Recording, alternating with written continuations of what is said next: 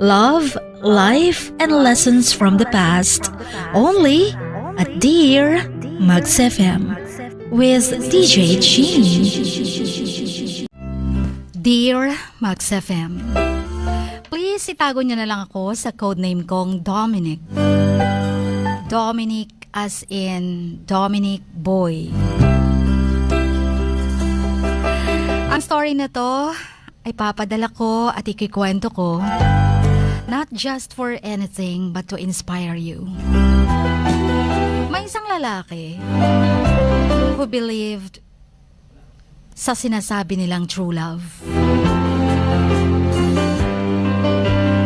And this guy decided to take his time to wait for his right girl na darating. Naghihintay lang siya sa kanyang true love. He believed that there would definitely be someone special out there para sa kanya. Pero lumipas ang ilang mga taon, walang dumating. Pero bawat taon, tuwing Pasko, nagbabakasyon ang kanyang ex-girlfriend. Doon mismo sa kanilang probinsya, kung saan dati silang naging magkapitbahay. Aware naman ang lalaking ito na yung ex-girlfriend niya ay still having some hope of rekindling the past romance with him. Gustong makipagbalikan sa kanya. Pero sabi niya, ayaw na niyang balikan ang nakaraan.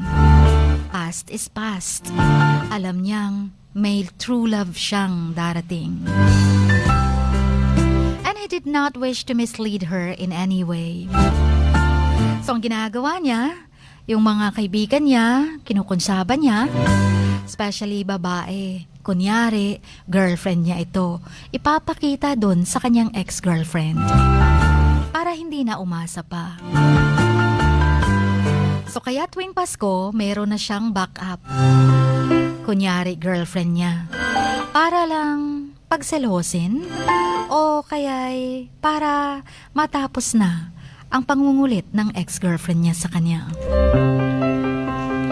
Ilang years din ang lumipas, ganun ang naging setup. The guy would get a different girl to pose as his romantic interest. Kunyari lang. Pero never pa siyang nanligaw ulit. Dahil iniisip niya darating ang true love niya sa tamang panahon. So whenever the ex-girlfriend came to visit him, she would be led into believing that it was all over between her and the guy.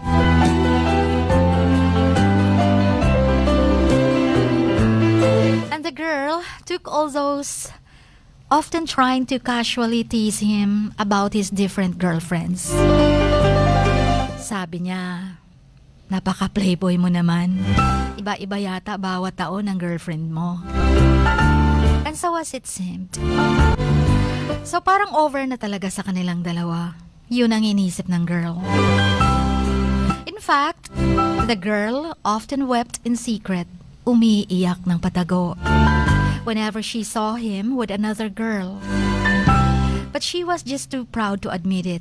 Ayaw niyang magpahalata na nasasaktan at nagdurugo ang puso niya. But still, tuwing Pasko pa rin, bumabalik pa rin siya, nagbabakasyon. Hoping na one day, mag-kindle or ma-rekindle ang kanilang romance na naudlot noon.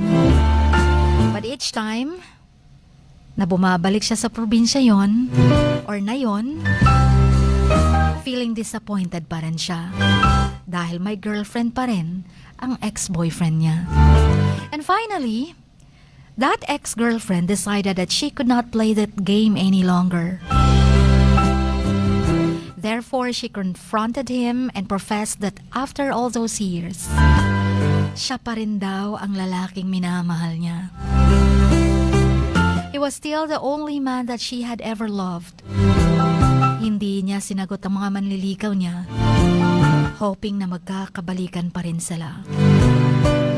Although the guy knew of her feelings for him, he was still taken back and have never expected her to react that way.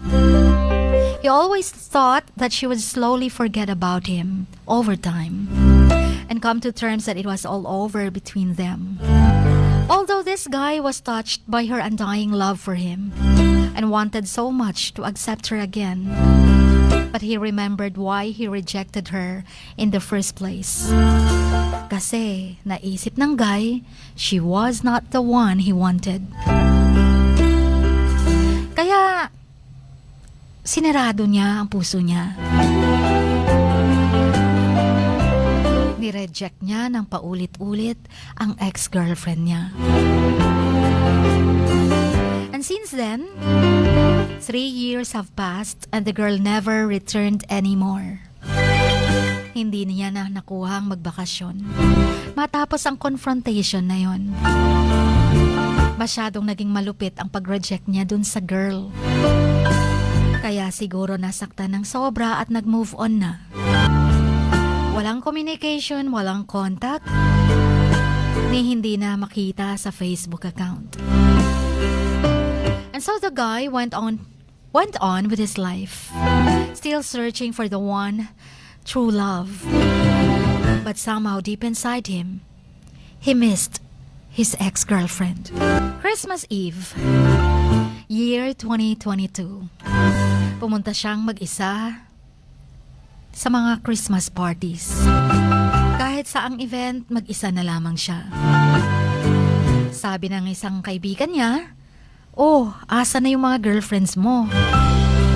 Diba tuwing Pasko may kasama ka, may bago kang girlfriend?" Anong nangyari din sa babe na yon, yung ex-girlfriend mo, na lagi kang kinukulit tuwing Pasko? Ngumiti lang siya. Nagkibit balikat. And then he came upon one of his many girlfriends whom he once requested to pose as his girlfriend. He wanted so much to ignore her. Not that he was impolite, but because at that moment, hindi lang siya comfortable na makita yung mga girlfriends na yon, kahit kunyari lang. Wala naman talagang naging sila.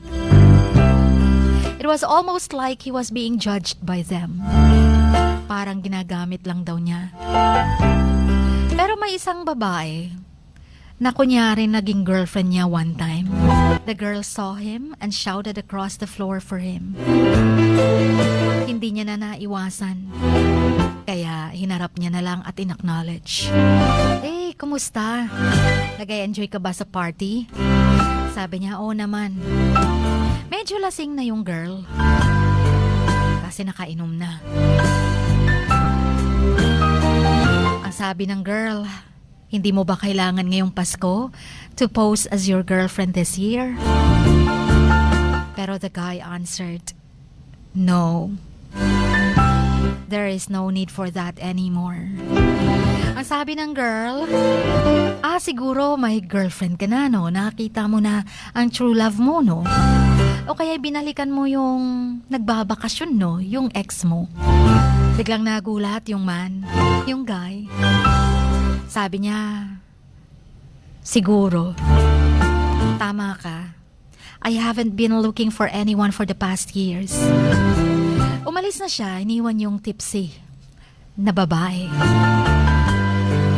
He finally realized that he has already found his dream girl. And that was his ex-girlfriend all along.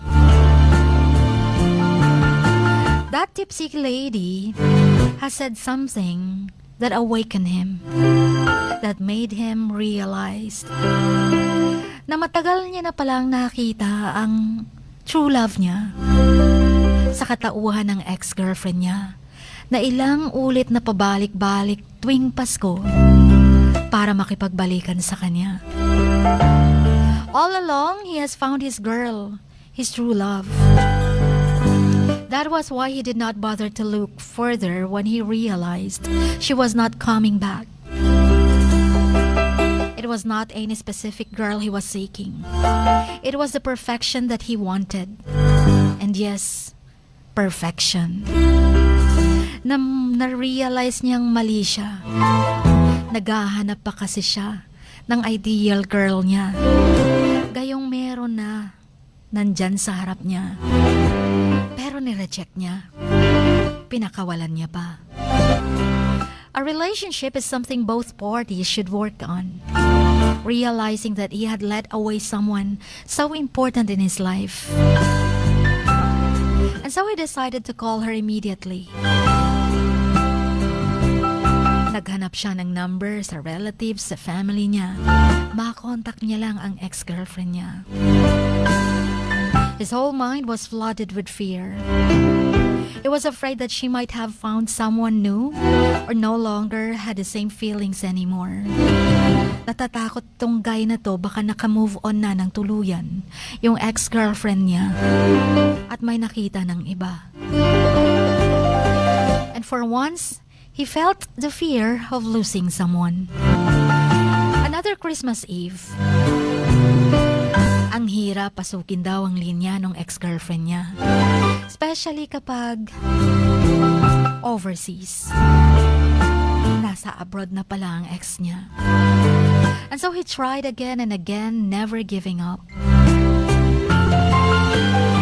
And finally, he got through.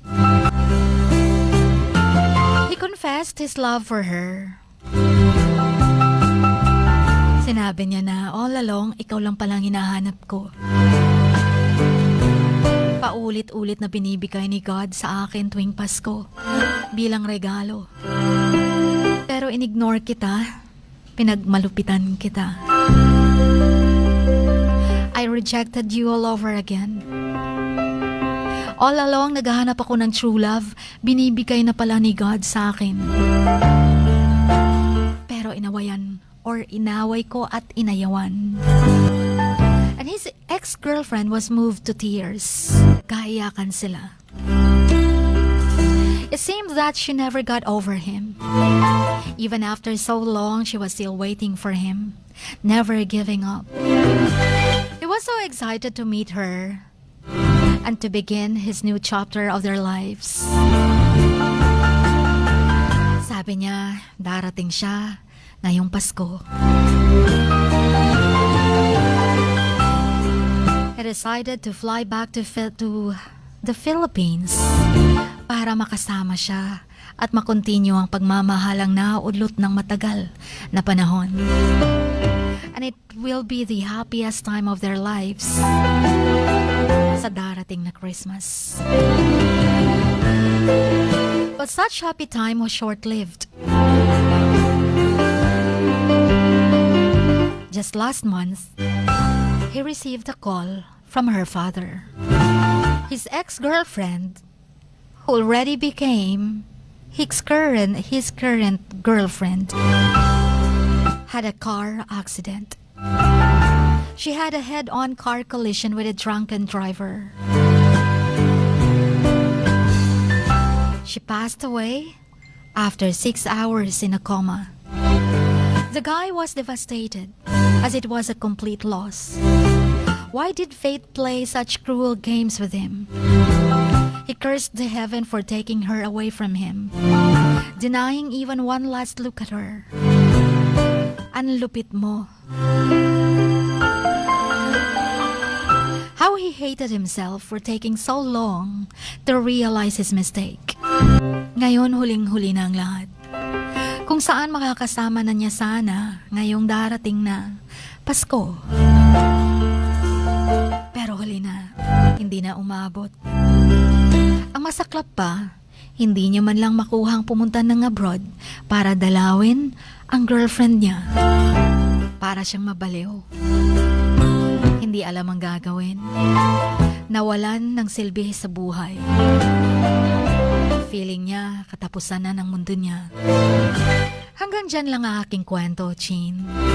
And by the way, that guy ay tago na lamang natin sa pangalang Dominic.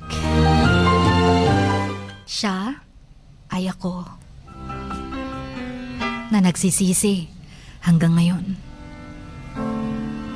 Ang inyong kamaks, Dominic Boy.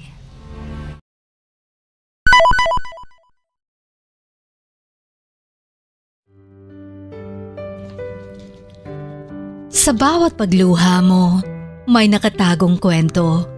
Sa bawat ngiti mo, may gustong sabihin ang puso mo. At sa likod ng iyong halakak at maging sa pagkabiko mo, may mensaheng nakabalot sa iyong pagkatao. At ang tanging nais mo lamang ay mapakinggan ang mga ito ng buong mundo. Dear Max FM with DJ Chini. Life has got all those twists and turns. Stand up for what you believe in. What lies behind you and what lies in front of you pales in comparison to what lies inside of you. Dear Max FM with DJ Chini. Sabi nga nila, ang pagsusulat kapag masyado mong diniinan hanggang sa susunod na pahina ay nagmamarka. Katulad ng pagmamahal, kapag masyado mong ibinigay ang lahat, yung sakit na gawa ng nakaraan, dala pa rin hanggang kasalukuyan. Dear Max FM, you own your story and you are the author of your own book of life. Don't let others write your script, but let others hear your story and make them inspired. Kaya sumulat na, maging bahagi ng aming programa. Dear Max FM with DJ Chini tuwing Lunes hanggang Biyernes, 1:00 hanggang 3:00 ng hapon sa Max News FM, Sock Sargent. Love, life, and lessons from the past only at Dear Max FM with DJ Chini.